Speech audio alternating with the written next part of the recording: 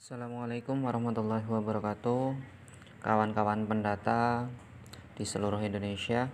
Berkaitan dengan proses pelaksanaan penginputan data, saya akan membuat mengenai tutorial bagaimana data tersebut agar valid berkaitan dengan penginputan.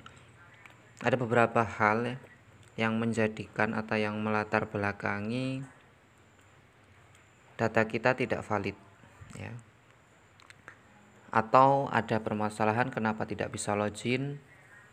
Itu alasannya adalah karena satu, server yang digunakan itu kurang mumpuni. Dalam arti kata kurang mumpuni, seluruh Indonesia itu mengakses, akan tetapi wadahnya itu masih kurang besar. Nah, dari IT ia memberikan tanggapan bahwasannya akan memperbaiki keadaan tersebut. Di sini saya akan menyampaikan berkaitan dengan cara penginputan mulai dari awal sampai akhir. Yang pertama, kita masuk di bagian profil. Di situ kita isi form pendata.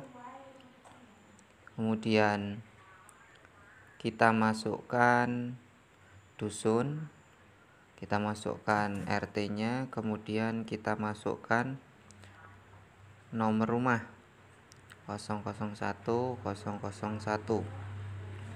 Terus kemudian nomor HP 08 57 sekian sekian sekian sekian. Terus kemudian berapa jumlah anggota keluarganya? Kalau di sini kita masukkan 1. Kemudian alamatnya RT 017 RW 005. Kemudian kita lanjutkan. Nah, di sini ada data yang sama. Ini menunjukkan bahwasannya ada data yang telah kita pergunakan. Jadi kita ambil 007. Ya. Kalau ada tanda seperti itu menunjukkan bahwa data kita sudah ada untuk nomor keluarga atau nomor rumah tersebut. Kemudian kita lanjutkan. Kita masukkan nama, ya. Masukkan nama, kemudian nick,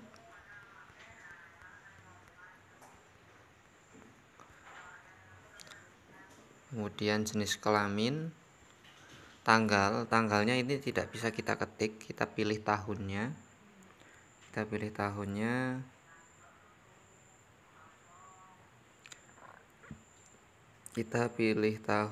Ya.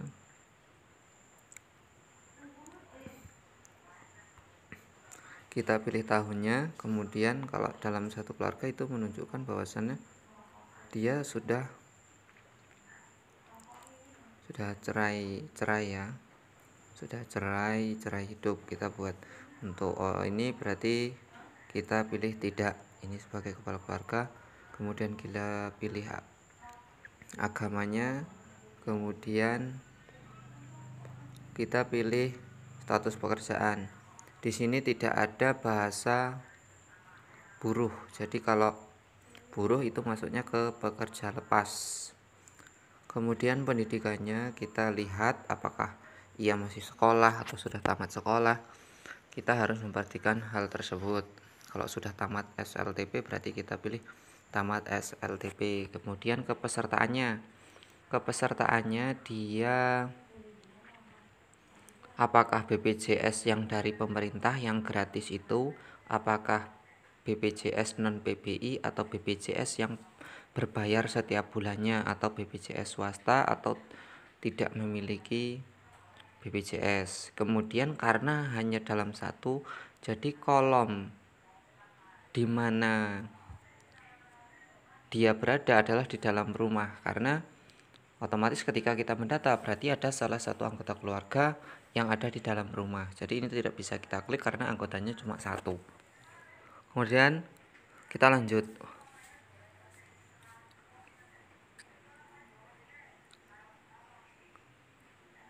Ya. Ini karena belum dipilih. Kita tidak memiliki. Kemudian usai usia pernikahan pertama. Kita tulis 25 sesuai keadaan ya. Karena yang ketinggal jadi tidak mau melanjutkan. Kita klik selanjutnya. Nah, setelah selesai kita akan masuk kepada form atau angket daripada pelaksanaan ini. Kemudian kita jawab, selama 6 bulan terakhir setiap anggota keluarga makan makanan beragam, makanan pokok, sayur, buah, lauk, pauk sedikit 2 kali sehari. Pasti iya ya. Kalau keluarga memiliki tabungan, tinggal keluarganya memiliki tabungan, uang kontan, perhiasan, atau hewan ternak atau tidak. Kalau tidak, berarti kita jawab tidak. Kalau punya, kita jawab punya.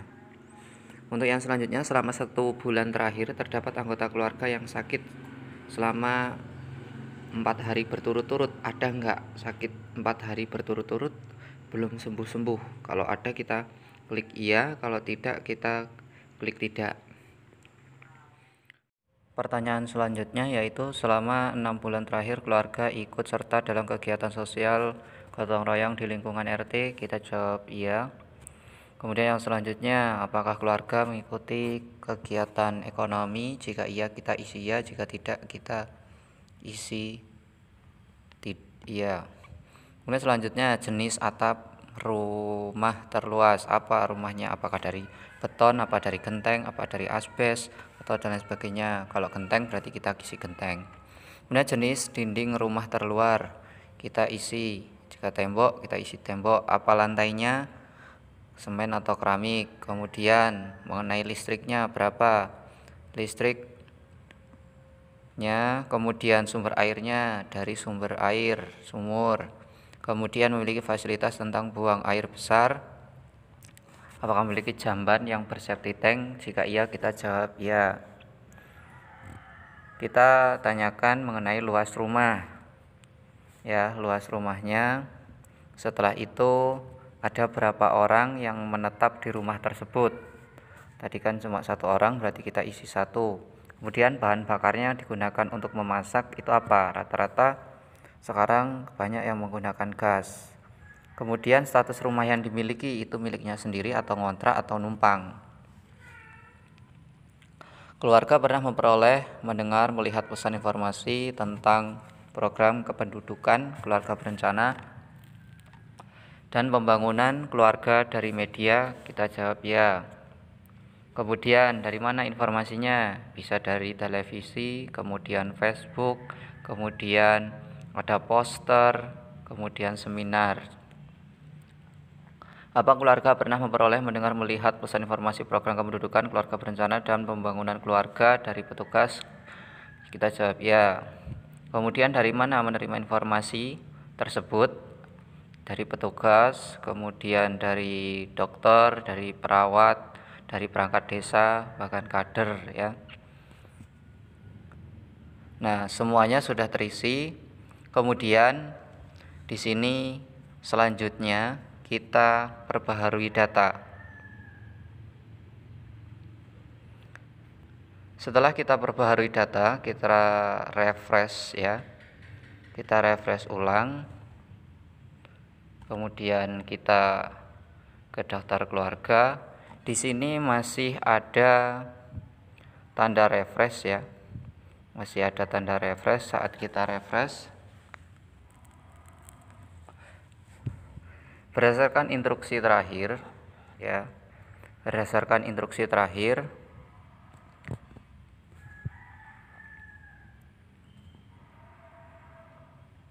di situ menunjukkan bahwa hal ini itu tidak bermasalah ya. Kita kembali, kemudian kita lihat instruksi ya. Di sini bahwasanya kegiatan data yang telah diinput oleh di dalam aplikasi PK21 di smartphone kader itu telah ada notif ya, tanda notifikasi ya. Ini kan belum ada notifikasi. Nanti di bagian notifikasi ini muncul. Sejatinya data tersebut itu sudah masuk ke dalam server. Data telah terkirim sesaat setelah kadar klik simpan data. Walaupun belum dapat atau belum ada statusnya masih kosong, belum ada kata-kata valid atau lain sebagainya. Datanya itu telah masuk ke server BKKBN pusat ya. Begitu dengan statusnya received, jadi belum diverifikasi.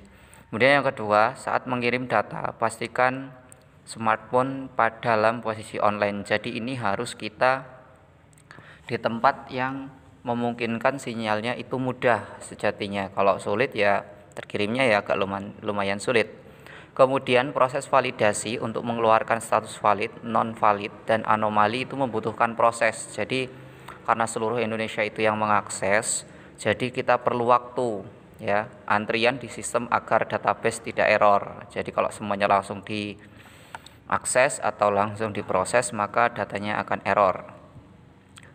Kemudian yang keempat, kader hanya perlu sekali klik tombol refresh pada data yang belum ada status seperti ini. Nah, bagian ini kita hanya mengeklik satu kali saja dalam kita mengakses. Kemudian di menu daftar keluarga, usahakan merefresh pada jam-jam tidak sibuk. Jadi bahasa tidak sibuk itu berarti bisa malam, bisa tengah malam, bisa pagi. Karena klik refresh karena berdekatan dengan hapus, jadi hati-hati. Nanti salah-salah kita sudah menginput, karena di sini refreshnya berdekatan dengan tanda hapus, jangan sampai kita salah klik yang hapus ya. Itu berkaitan dengan hal itu.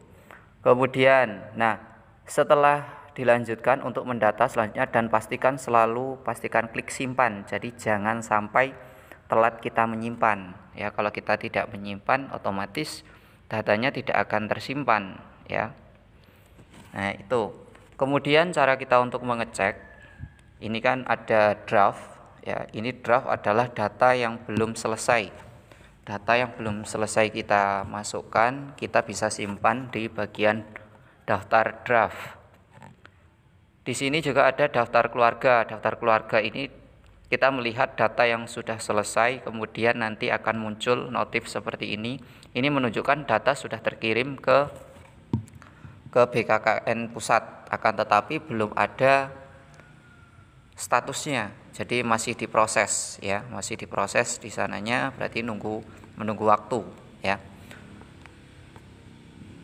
Kemudian kita untuk mengetahui seberapa banyak RT yang sudah kita masukkan, kita cek di sini ya.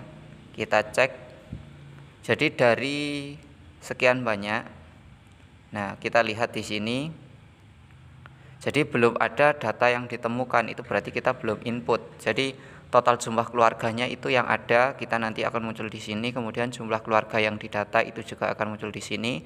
Jumlah keluarga yang tidak dapat ditemui nanti kita masukkan di sini. Nanti kalau sudah kita masukkan, ini nanti bisa diedit. Tapi saat belum kita masukkan, ini tidak dapat diedit. Di saat kita, apakah data yang kita masukkan tadi, yang sudah kita daftar tadi, ini bisa kita hapus? Seandainya jika ada kesalahan, kita masih bisa menghapusnya.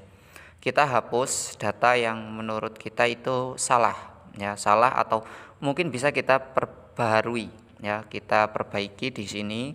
Kemudian saat sudah selesai, kita masuk ke daftar keluarga, kemudian kita refresh ulang di sini ya. Saat kita ingin, oh ini ternyata kelebihan, maka harus kita hapus ya. Kita hapus sudah, nanti secara otomatis datanya juga akan terhapus. Kita refresh ulang, jadi hilang ya. Nah, di sini sudah ada rekapan, kemudian daftar keluarga, tambah data. Nanti di sini juga progresnya akan terlihat ketika kita sudah benar atau muncul tanda valid atau dan lain sebagainya. Nanti di sini progresnya bukan lagi 0%. Akan tetapi nanti akan bertambah sesuai penyelesaian yang telah kita lakukan ya. Kemudian dalam satu kakak, dalam satu keluarga atau satu rumah itu kan ada 2 kakak. Jadi apalagi yang satunya, contohnya anaknya itu kan belum punya kakak.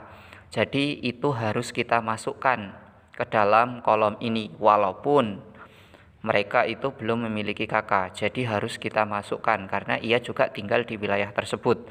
Kita masukkan data mereka, menjadi satu keluarga ya. Jadi orang tuanya sendiri, anaknya sendiri walaupun ia belum punya kakak. Kemudian berkaitan dengan hal itu kita harus teliti. Jangan sampai nanti data kita salah ya. Terkhusus di bagian jumlah anggota. Jumlah anggota ini bukan diisi 01 ya.